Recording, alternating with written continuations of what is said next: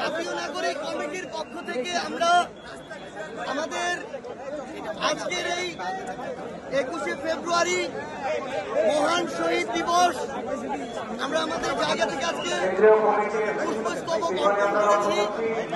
আমরা আমাদের জায়গা থেকে মনে করি সেই 1952 সাল যখন আমাদের পূর্বসূরীরা রাজপথে ভাষার দাবিতে নেমেছিল, তাদেরকেও বাধা দেওয়া হয়েছিল, প্রতিরোধ করা হয়েছিল, 144 ধারা জারি করা হয়েছিল। কিন্তু যৌক্তিক দাবিতে লড়াই করা যখন আমাদের রক্তে, তখন রক্ত দিয়ে জীবন দিয়ে আমরা আমাদের ভাষার দাবি আদায় করে নিয়েছি।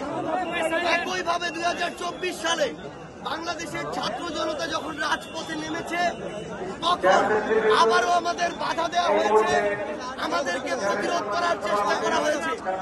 কিন্তু যৌক্তিক দাবিতে আমাদের গর্বিত উত্তরসূরিদের মতো আমরা আবারও রক্ত দিয়েছি, জীবন দিয়েছি। আমরা স্বৈরাচারকে বাংলাদেশ থেকে উৎখাত করেছি। খুনি হাসিনা দেশ ছেড়ে পালিয়েছে। আমরা আমাদের যৌক্তিক দাবি আদায় করে নিয়েছি। আমরা বিশ্বাস করি 47 থেকে 52, 71 থেকে 24 একই সূত্রে গাথা এই বাংলাদেশে 24-এর অভ্যুত্থানের স্পিরিটকে ধারণ করে 52, 71 দ্বারা উজ্জীবিত হয়ে আগামীর বাংলাদেশ তরুণ প্রজন্মের নেতৃত্বে ছাত্র জনতা ঐক্যবদ্ধভাবে গড়বে। এটাই হচ্ছে আজকে আমাদের শপথ।